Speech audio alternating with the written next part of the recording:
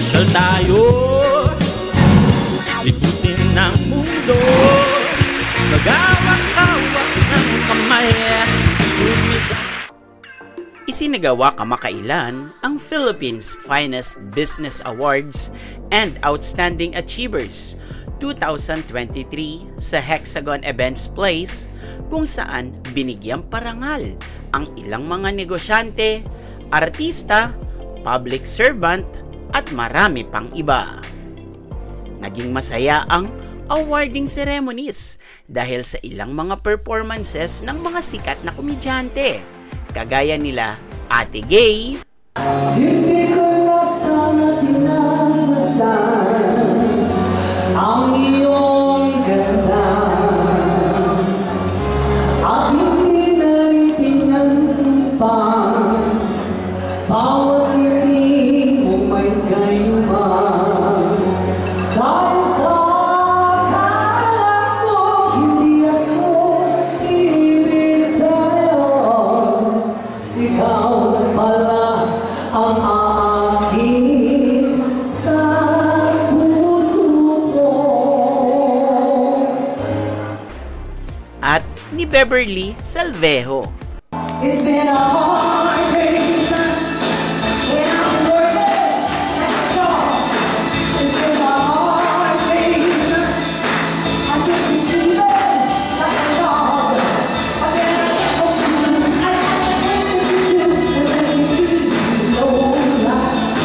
you know I work all day. You get me right, you buy me rest. Napanood din natin ang galing ng ilang mga kabataang Pinoy ng Rizal Technological University, HIMIG.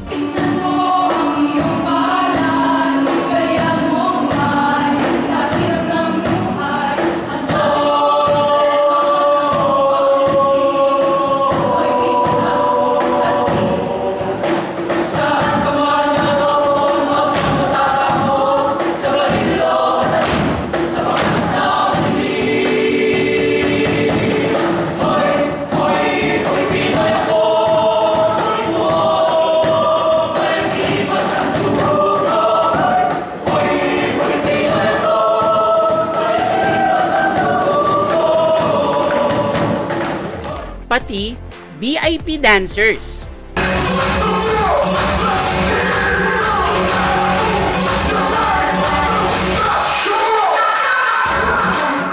At ni Lay Maniego.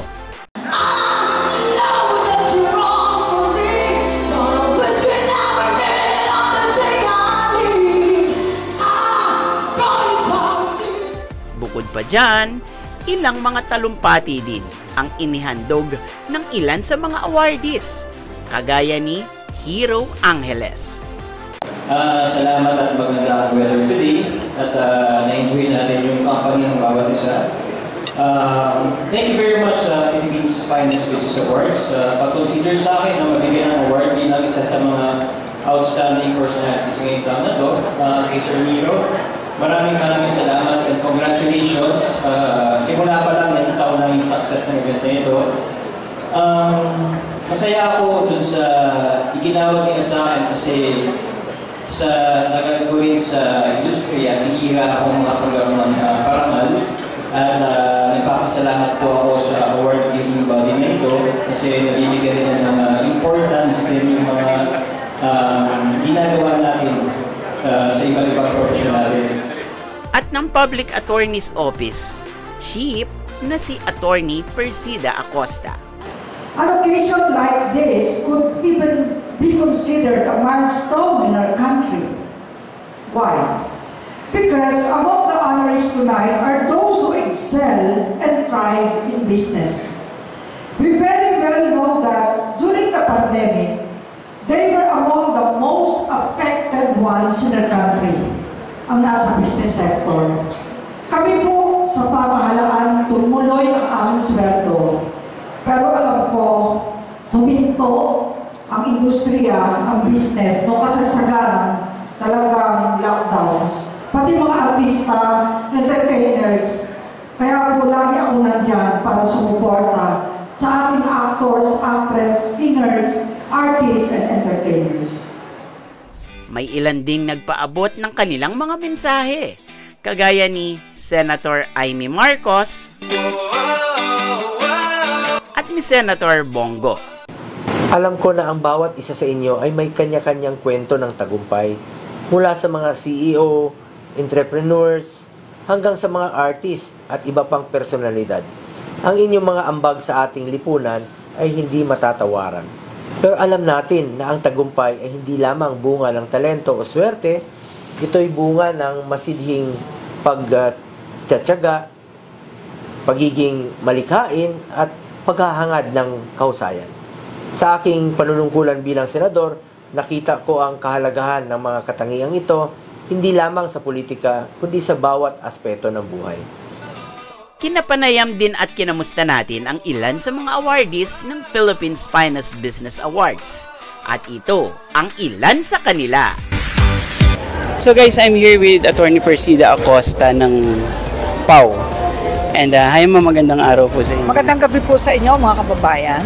So first of all ma'am, ano po yung pakiramdam na isa na naman po kayong awardee dito po sa Philippines Finest Business Awards? Siyempre po napakasarap ng pakiramdam na lahat ng aming hirap at sakit napapansin ng mga award-giving bodies at kada may awarding po napapawi ang aming mga sama ng loob. Siyempre, nakakagaan ng loob dahil napapansin po ang pagsasakripisyo ng ating mga public attorneys nationwide at ng inyong lingkod para sa maralitang Pilipino. So ma'am, gano'n po kahirap na maging isang public attorney? Kasi kayo po lahat po, mahirap, mayaman, lahat po kailangan ninyong tulungan. Gano'n po siya kahirap na trabaho? Napakarami pong trabaho pero sadyang ganon, kinakaya po namin. At kahit paano naman ang ating pamahalaan ay tumutugon po sa pangailangan ng ating mga lawyers at ng ating mga tanggapan. At actually, in-increasean po kami ng 4% sa aming budget para po sa next year. So talagang kami po ay isa sa ahensyang hindi nababawasan ng budget, kundi dinadagdagan para po matugunan ang pangailangan ng maralitang Pilipino. Okay ma'am, sige po, lastly, ano po ang mensahe niyo sa lahat ng nanonood, hindi lang po sa Pilipinas, pati sa buong mundo? Sa ating po mga kababayang OFWs global, sa iba't ibang panig ng mundo, huwag po kayo mawawalan ng pag-asa. Ang bagong Pilipinas po ay unti-unti nating mararating sa pagsisikap ng ating mahal na Pangulo Bongbong Marcos at ng kanyang gabinete at ng siyempre naming lahat na nasa pamahalaan. Pag-asa lang po laban sa pag-asa at siyempre pananampalataya sa Diyos na laging nagmamahal sa mga Pilipino. Maraming salamat po. Salamat po sir. Congratulations sa inyo. Thank you din. Also partner, kamusta ka naman ngayon? Ito, overwhelmed and syempre very thankful and very grateful. Ano masasabi mo na isa ka din sa awardee ng Philippines Finest Business Awards? Syempre, nung una kong mabalitaan ito, una kong ginawa, magpasalamat sa ating Panginoon Diyos. And syempre, lahat ng kapurihan, all praises and glory be unto our God. And sino ang mga gusto mong pasalamatan din besides sa mga nasabi mo dahil sa nakuha mong award na ito? Unang-una, gusto ko magpasalamat sa ating Panginoong Diyos, sa aming, sa pamilya ko, sa Radyo Agila, sa Net25, and of course, I would like also to extend my thankfulness to our Executive Minister, Brother Eduardo D. Manalo, ang aming tagapamahalang pangkahalatan na Iglesia ni Cristo. Thank you very much and congratulations. Thank to you, your partner. Miss you. At guys, kasama naman natin ngayon ang mga taga 90.7 Love Radio. Hello, kamusta kayo dyan? Okay naman. O sige, pakilala kayo isa't isa. Ako po si Lala Banderas. Ako po si Uncle Dagol. Rocket Arrow po.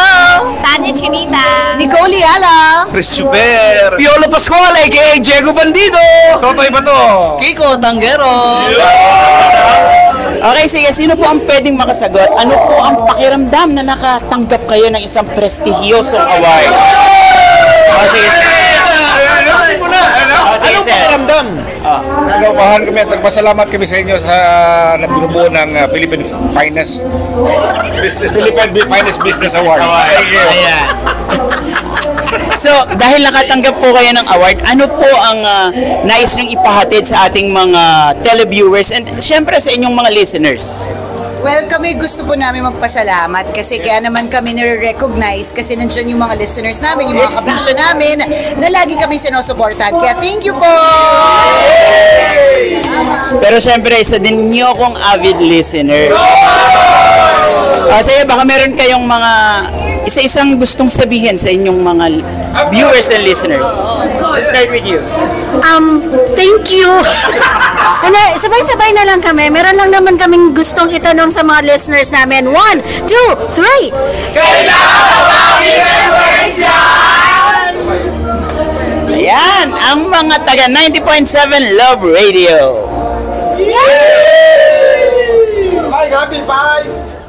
Isang malaking pasasalamat din ang nais nating ibigay sa Philippines Finest Business Awards and Outstanding Achievers 2023 dahil sa pagkilala ng inyong lingkod bilang Most Outstanding Host and Producer of Pasyal Tayo at ng programang Pasyal Tayo bilang Most Outstanding Travel Show.